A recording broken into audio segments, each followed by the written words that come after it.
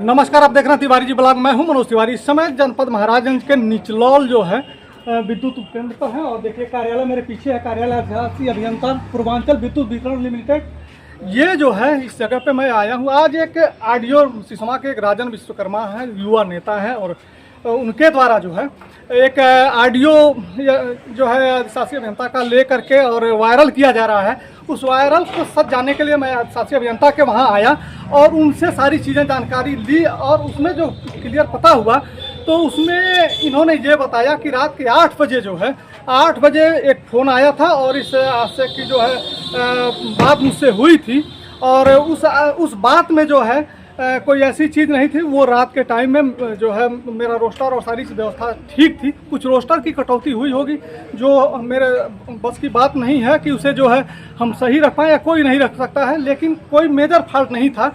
तो इसी चीज़ को लेकर के हमसे वार्ता हुई थी, जिसका उन्होंने जो है एक ऑडियो रिकॉर्ड करके और बार बार कई बार हमारे पास जो है फ़ोन करने की बात कहे, लेकिन जब बात जो है जो हमसे हुई उसमें वो मुकर गए कि आपके पास मैं फ़ोन नहीं किया था, जेई और एसडीओ के पास फ़ोन किया था।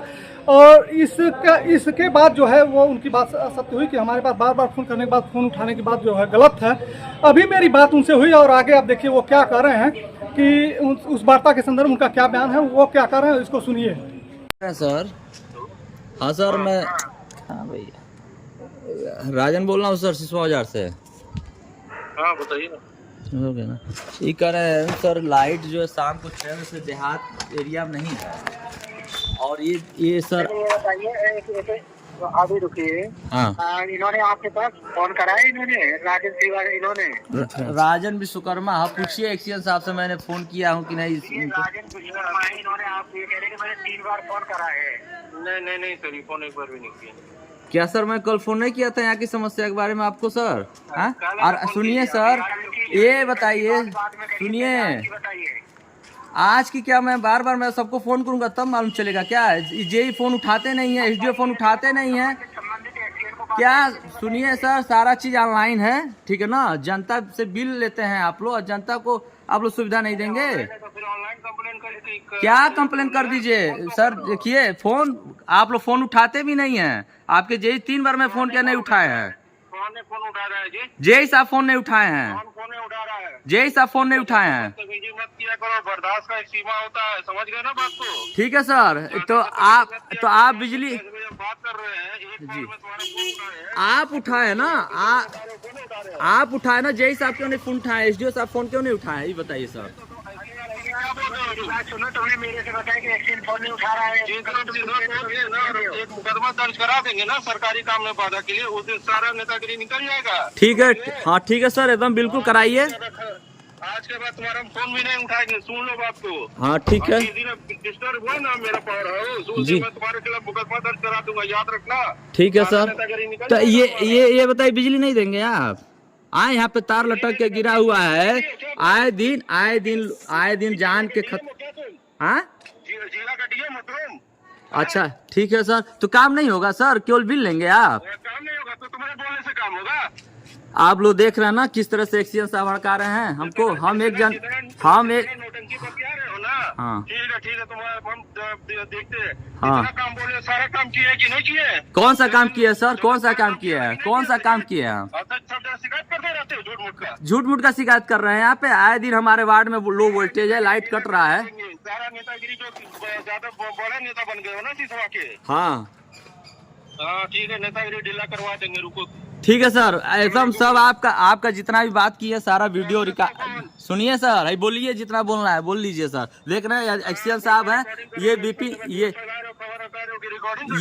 विपिन है, विपिन सर निचोड़ में रहते हैं। देख लीजिए ये किस तरह से हड़का रहे हैं, ये देख लीजिए आप लोग जब देख रहे हैं ना, इस तरह से हड़का रहे। एसी साहब लाइन में है, ये स्थिति है, ये बिजली विभाग के अधिकारियों की स्थिति है, देख लीजिए। ठीक है सर, बहुत बहुत धन्यवाद आपको। चलिए रिकॉर्डिंग ये स्थिति है बिजली विभाग के एक्सीएन और ये एसी महोदय का। ये उल्टे जनता के काम कर नहीं करेंगे लोग और उल्टे हमको हड़काते हैं लोग कि मुकदमा लिखवा देंगे सरकारी काम में बाधा। अब आप लोग निर्णय कीजिए कि इनके साथ क्या करना चाहिए।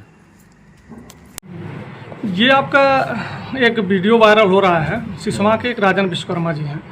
वो एक रिकॉर्ड करते हुए और वीडियो जो है आपका वायरल किए हैं, जिसमें तमाम सारी एलिगेशन आप पे लगाया गया है। तो क्या सत्यता है? देखिए, क्या एलिगेशन है या क्या वीडियो है उसको तो भाई हमने नहीं देखा है, लेकिन कहाँ कल रात में एक घटना हुई थी कि हमारे एसपी साहब को जो है कल इन्होंने फ़ोन किया था जी। और फ़ोन जब किया तो मैंने एक ही रिंग में जो है तुरंत उठा लिया फ़ोन। और उसके बाद क्या हुआ कि लाइन पे एसपी साहब भी हमारे थे, तो इन्होंने कह रखा था एसपी साहब को हमारे कि एक्शन साहब को मैंने 3 बार फ़ोन किया है और वो फ़ोन नहीं उठा रहे हैं। तो इसीलिए एसपी साहब जो है अब को जब उसने फ़ोन किया था तो एसपी साहब ने लाइन पे ही रहते हुए कहा था उनको कि आप कॉल कीजिए मेरे सामने एक्शन को और देखता हूँ मैं फ़ोन उठाते हैं कि नहीं। तो उन्होंने जब कॉल किया तो मैंने एक ही रिंग में उठा लिया।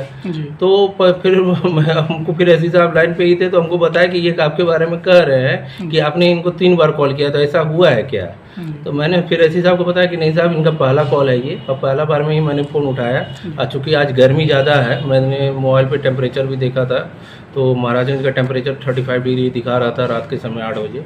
तो मैं सजग था और मोबाइल अपने हाथ में ही लिए हुए था, कहीं से भी फ़ोन आ रहा था तो मैं तुरंत उसको उठा रहा था।